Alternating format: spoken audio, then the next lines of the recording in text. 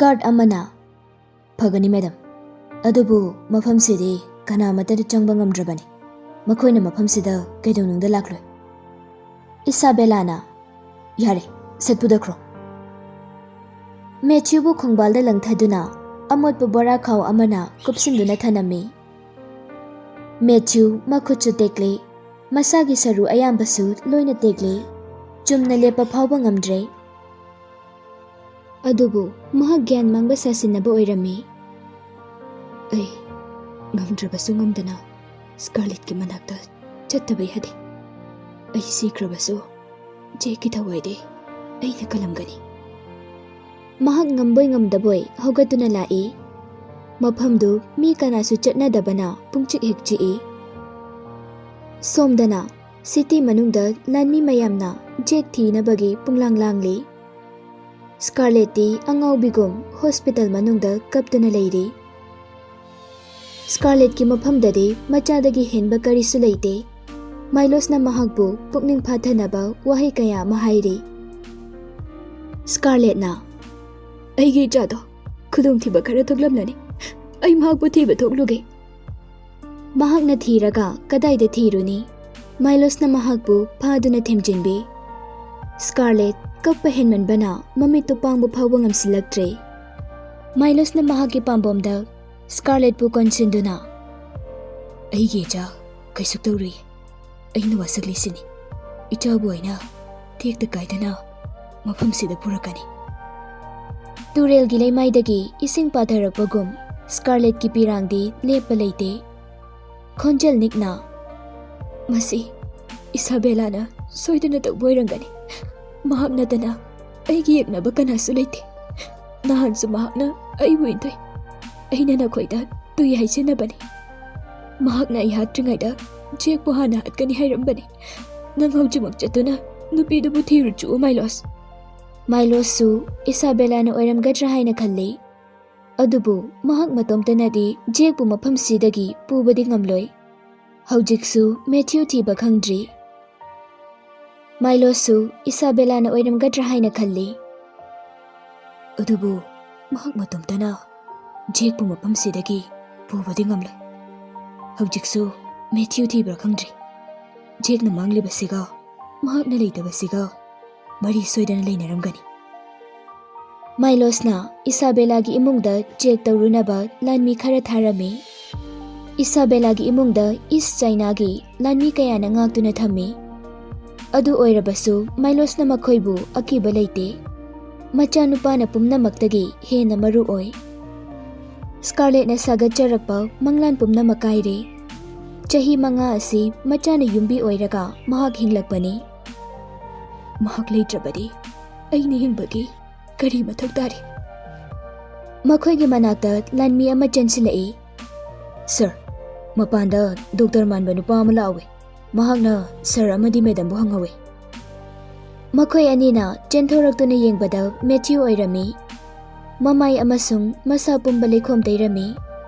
mahak gyan mangduna leirami Scarlett na kaino thokliba thokdoksibo Matthew du doctor amana layenglaba matung bab amuk tarai masadi lengba khotpadi ngamlamde Matthew na mamit pangthorakpadu uraga Scarlett na Jekti ha Jek kadai da lege Matthew na mahak city sigi west da leba mayamna changnadraba factory amada Isabellana bukhrabani nakhoi yam thuna mahak pukalo hek thengthakibada thawrido tatkibana halani Matthew na hairibadu hek tabaga Milos aroi bithaduna chenki factory dugi leifamdu Milos na khanglami mahak Isabella ga mafamdu da unaba yawkhrabani lanmi mayam amasu matungda inarakli factory du yawrakpada pungmam mamlaga leirami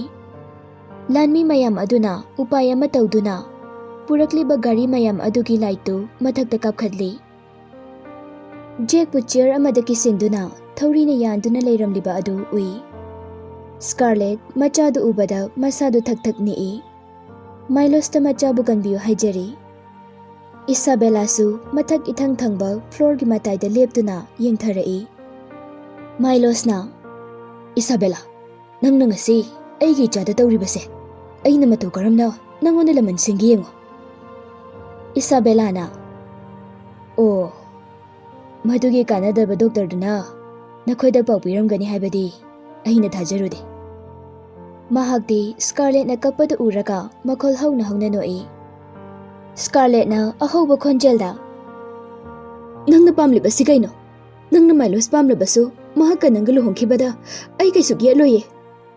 Isabella na, aina nahana nang mafamse thadokuna chatkhwaiba natro. Nang aduda karigi yade. Isabella na thawrido paiduna Jake bu chingkhatli.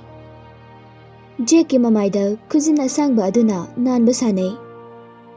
Aigi nupabu nangna matam pumbada senaduna le.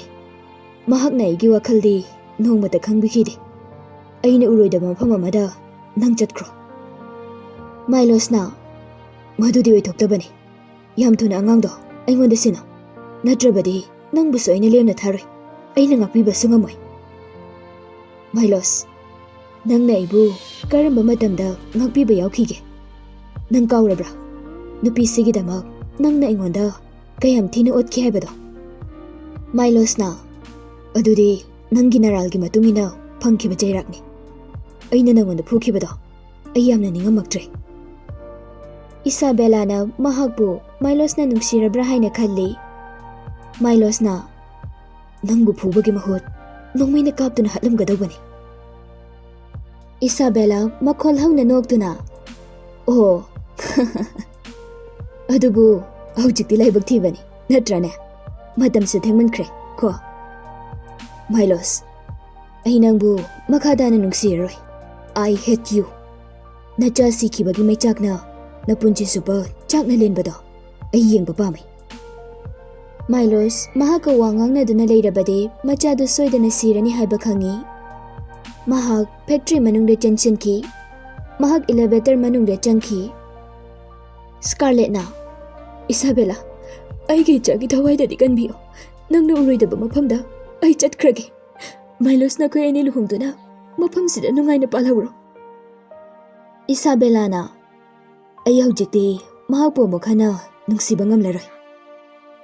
Isabella na thang ama puthoraktuna thawridu lenba hawrai. Scarlett na, Nate, icha yaudana ai hingba ngammoye. Mahakna nganglibadu Isabella na karisu thawal sade. Thawridu mahakna lenbada tatkadawre. Maningdagi Milos na Isabella gi manakta chensilai. Mai sumambana Milos na chensilakpadu bodyguard ahumduna uhaude.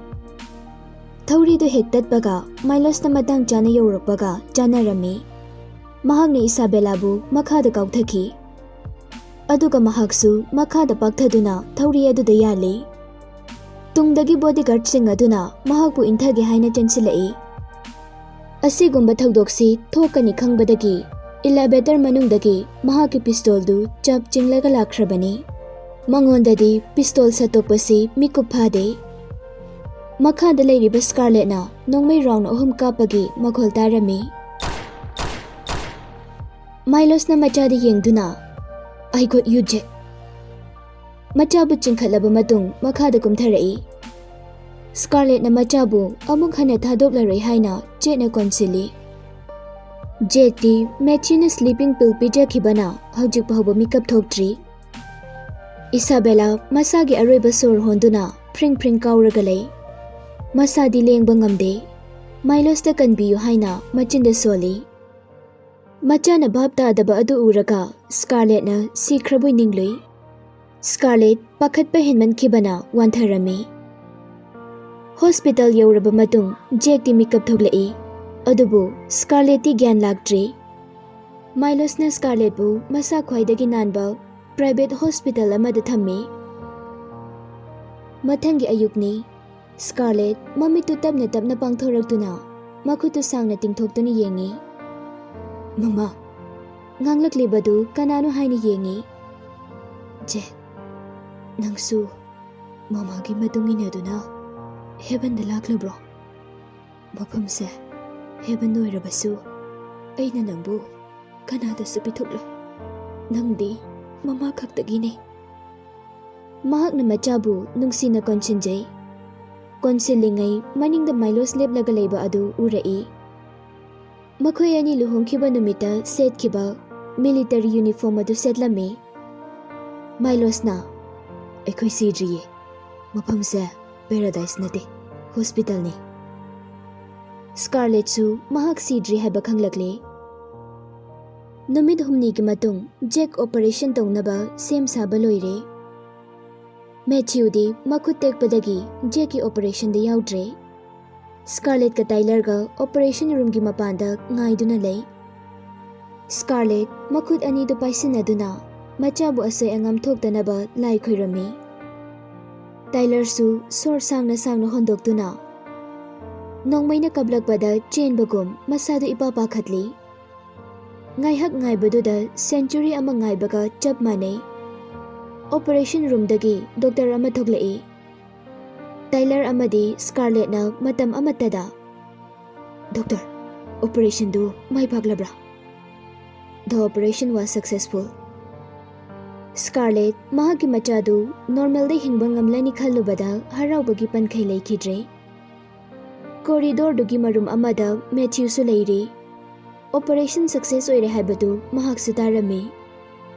Matamduda mahak pukchal kayada pigluribano haiba khanglakhi. Lehi chukraba leirang amada aigi oidaba yade haina manakta nganglubase aigi achauba irali. Scarlett ki mamangda ay amukhana maisi utpa ngamlarai. Mapamsi thadokduna aigi pokna phamlamdamda ay hankragi. Doctor ama oiraga mibu hanaba ide hingbagi kanaba leitrabani. City duda khwaidagi celebrity oibi Isabella du building dagi chungtharaga sijakre haibagi pau asi mayamna loina tanarami. Asi bahagchang adudi kana amatana lokhatpide. City adugi oina nungaiba pau hairagadi Milos ki luhongbana oirami. Scarlett na Keinyani. Mayamna mahakbu sikre haina leinakrabani. Hena ngaknaribadi Milos ka masak chap manaba angang amasu poklamliba adudani. Pak chawraba mansion du leina pungthumthummi. Milos na mahaki manakta Scarlett na punsi chupagi oina leirani khalubada yamna haraurami. Luhongba loiraga Scarlett na Jackbu ka amada summi. Milos na thongda ngatharaga leiri. Pung 10 mukta silakli. Jack tu tummo haiba sungya yade. Mama, akoy babagi mungsa yam chawe. Ay tumda tumbagi jayaba. Mama, nanga dumina siko. Jack sunumitu chen chongbada wakibana ngaihak leiraga adum tumthaki. Mamangda su choiron panglonda loli. Mikap amuk thoglai. Mahak na mikap thoglakpada mama su mapasu amata leiramde. Pung yengbada pung 12 tarami. Mama, Baba, ayam kijaye. Scarlett na thangnaba kadagi. Hoy, mama lake. Jack na. Mama, ay kidre. Babaga dum lemina jaro. Ado, ay di single piece oibase yam pamjaye. Ha.